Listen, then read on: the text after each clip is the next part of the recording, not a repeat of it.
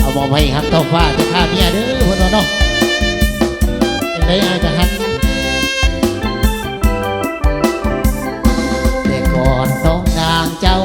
ไปอยู่ใสบัดอายมีคู่ดวงใจ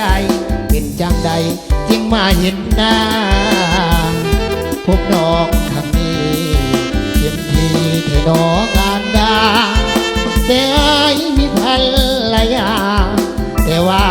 น้องยังเป็นสาว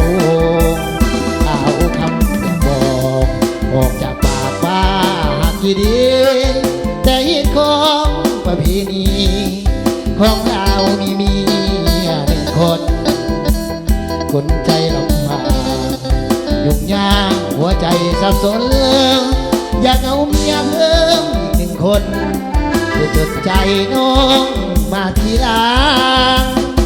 คนหนึ่งคือเมียคนสองก็คือน้องนางตัวไอ้คนกลางหาทางเลือกเมียหนึ่งคน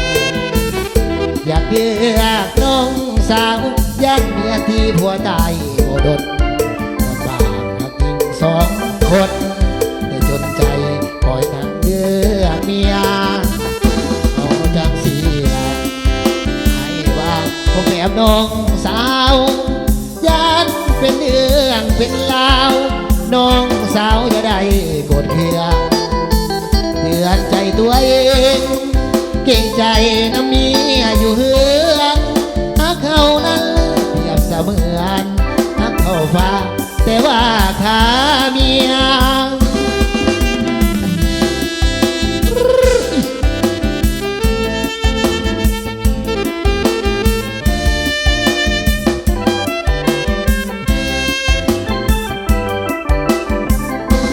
คนหนึ่งคือ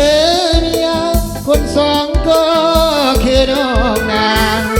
ตัวไอ้คนกลางหาทางเลือกเมียหนึ่งคนอยากเดือกน้องสาวยันเมียที่ผัวตายบุรนลำบากยิ่งสองคน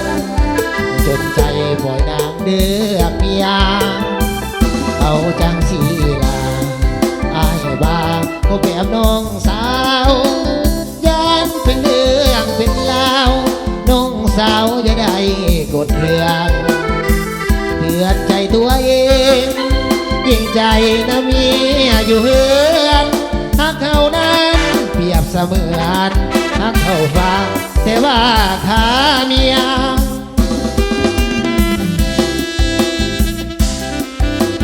ขอขอบคุณใจเด้อทั้งบนตีเพชรทองไทยมาเอาใส่ที่ยังกับฝากเนี่ยฝากตัวเด้อพวกเราเนาะ